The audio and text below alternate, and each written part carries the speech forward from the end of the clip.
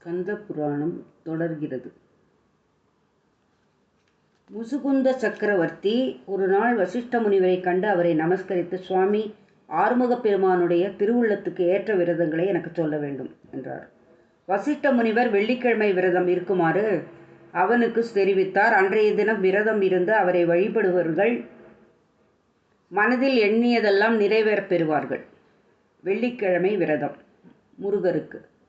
பகீரதன் இப்புவனம் முழுவதையும் ஆண்டு வந்த காலத்தில் ஒரு சமயம் கோரன் என்னும் அரசன் வந்து அவனுடைய ஆட்சியை கவர்ந்து கொண்டான்.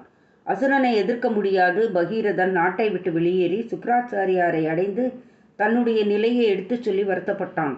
அவர் அவனை தேற்றி, பகீரதா, ஆறுமுகப் பெருமானுக்கு உரிய வெள்ளிக்கிழமை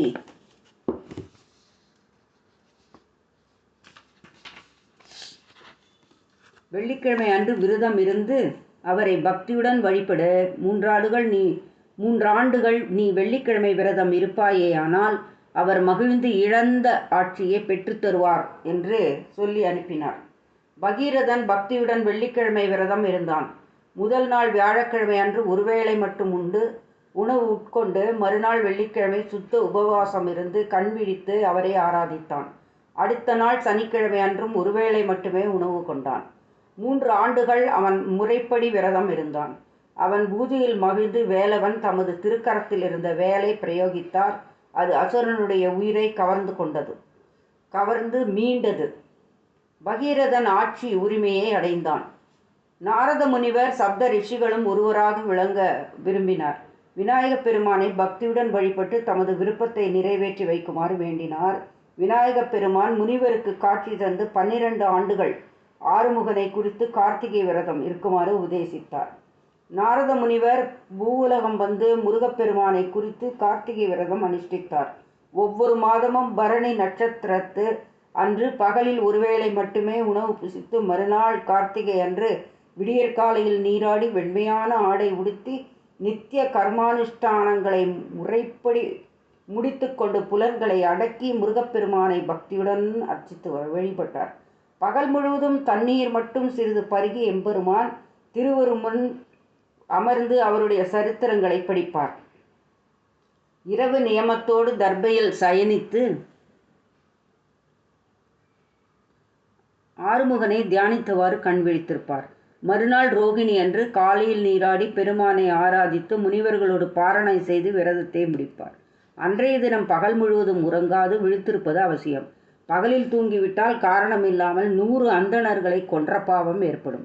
இவ்வாறு 12 ஆண்டுகள் நாரதர் கார்த்திகை விரதம் இருந்து சப்தரிஷிகளில் முதன்மை ஸ்தானத்தை அடைந்தார். கார்த்திகை விரதத்தை பக்தி சிரத்தையோடு கடைபிடித்த அந்தணன் ஒருவன் முதல் மனுவாகும் பேர் பெற்றான்.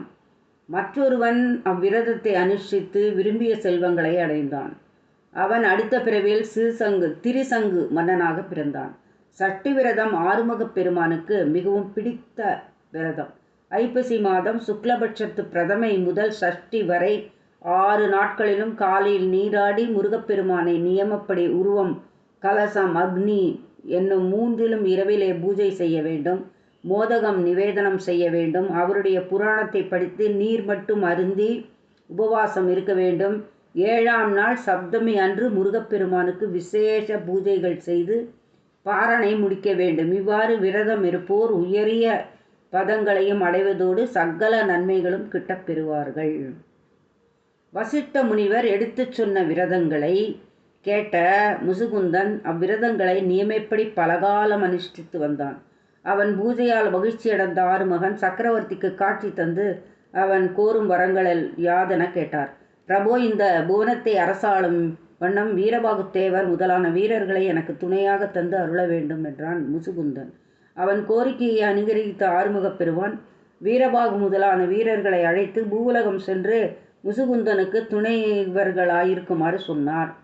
அதை கேட்டு வீரபாகு முதலானவர்கள் அவரை வணங்கி, எம்பெருமானே, சூரன் குலத்தை வதைத்த நாங்கள் எவ்வாறு சூரிய குலத்து மானிடனுக்கு ஏவல் செய்வோம் என்று சொல்லி மறுத்தார்கள். அவர்கள் மறுத்தது ஆறுமுகப் பெருமானுக்கு கோபத்தை உண்டாக்கிவிட்டது. முசுகுந்தன் உங்களை காட்டிலும் என்னிடம் அதிக அன்பு செலுத்துபவன். அவன் கேட்டு மறுப்பது கூடாது. என் வார்த்தையை மறுத்து பேசியதால் நீங்கள் பூலகிலே மானிடர்களாக பிறக்க கடவீர்கள் என்று சாபமிட்டு விட்டார். வீரபாகுவும் மற்றவர்களும் நடுங்கி போய்விட்டனர். அவருடைய திருவடிகளில் விழுந்து வணங்கி தங்கள் குற்றத்தை மன்னிக்குமாறு கருதினர். நீங்கள் நான் கூறியபடி முசுகுந்தனுக்கு துணைவர்களாகி அவன் அரசாட்சியில் உதவி பின்னர் தவம் செய்து என்னை அடையலாம் என்றார். வீரபாகுவும் அவருடைய வீரர்களும் பூவுலகிலே கரூர் என்னும் பட்டணத்திலிருந்து ஆட்சி புரியும் முசுகுந்தனுக்கு உற்ற துணைவர்களாக வந்து சேர்ந்தனர். முசுகுந்தன் அவர்களுக்கு நாடுகளையும் 4 வகை சேனைகளையும் பிற கௌரவங்களையும் அளித்து சேனையில் உயர் பதவியில் நியமித்தான். எம்பெருமான் திருவருளால் தேவலோகத்திலிருந்து ரம்பையர்கள் பூலோகத்துக்கு வந்து பிறந்தார்கள். முசுகுந்தன் அவர்களை வீரபாகு தேவருக்கும் மற்றவர்களுக்கும் மணம் செய்து வைத்தான். வீரபாகு தேவர் புஷ்பகத்தி என்பவளை மணந்து சித்திரவல்லி என்ற பெண்ணை பெற்றார். அவளை சக்கரவர்த்திக்கு மணம் செய்து கொடுத்தார் வீரபாகு. அவருக்கு மேலும் அனகன், சனகன் என்று 2 பிள்ளைகள் பிறந்தார்கள். மற்ற வீரர்களுக்கும் அநேக பிள்ளைகள் பிறந்தார்கள். முசுகுந்தனுடைய மனைவி சித்திரவல்லி ஒரு கிளியை வளர்த்து வந்தாள். அதை பற்றி கேள்விப்பட்டு யமனுடைய பத்தினி அந்த கிளியை தானடைய விரும்பினாள். தூதுவர்களை அழைத்து அதை எப்படியாவது கொண்டு வருமாறு அனுப்பினாள். தூதுவர்கள் அந்த கிளியை ரகசியமாக பிடித்து சென்று யமதர்மராஜனுடைய மனைவியிடம் கொடுத்து விட்டனர். சித்திரவல்லி கிளியை காணாது தவித்து கணவனிடம் முறையிட்டால் அந்த கிளி யமனுடைய அரண்மனையில் இருப்பதை அறிந்த முசுகுந்தன் கிளியை கொண்டு வருமாறு வீரபாகு தேவரை அனுப்பினார். வீரர்களுடன் புறப்பட்டு சென்ற வீரபாகு யமபுரத்தை அடைந்து அவர்களோடு போரிட்டு தோல்வியுற செய்து கிளியை மீட்டு வந்தார். மற்றொரு சமயம் கருவுற்றிருந்த சித்திரவல்லி கனிகளை விரும்பி கேட்க அதை கொண்டு வருமாறு காவலர்களை முசுகுந்தன் மலை நாட்டுக்கு அனுப்பினார். மலை நாட்டினர் கனிகளை தர மறுத்து காவலர்களை இழிவாக பேசி அனுப்பவே வீரபாகு வீரர்களுடன் சென்று அவர்களை அடக்கி அவள் விரும்பிய கனிகளை கொண்டு வந்து தந்தார். உலகமெங்கும் படையுடன் சென்று அவர்களை வென்று முசுகுந்த சக்கரவர்த்திக்கு திரை செலுத்துமாறு செய்தார். சித்திரவல்லிக்கு அக்னிவர்மன் என்ற குமாரன் பிறந்தான். நன்றி, வணக்கம். தொடரும்.